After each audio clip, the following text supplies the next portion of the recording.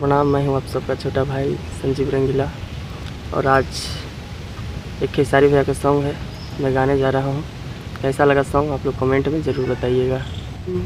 अब प्यार में तोहरा पिटाइल बानी घर से, प्यार में तोहरा पिटाइल बानी घर से, नइखे मिलते बाबूजी के डर से है। प्यार में तोहरा पिटाइल बानी घर से, नइखे मिलते बाबूजी के डर से।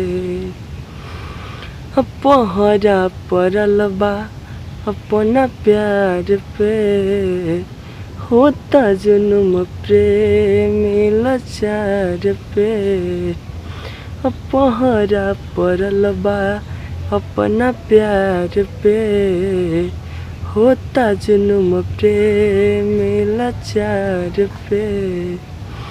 तुझ कह द करे जा हो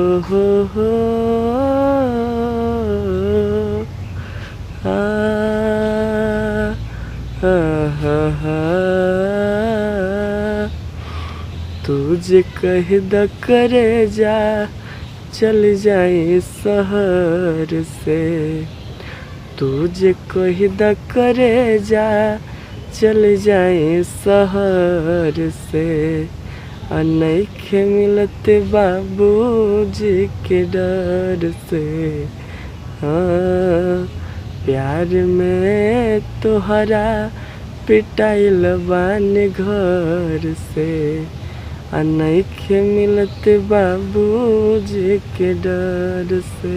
आप लोगों को कैसा लगा सॉन्ग आप लोग कमेंट में बताइए और शेयर कीजिए। एक शेयर तो बनता ही है। देखिए किधर आकर के वीडियो बना रहे हैं, नदी तरफ। आप लोग एक शेयर ज़रूर लगाइएगा।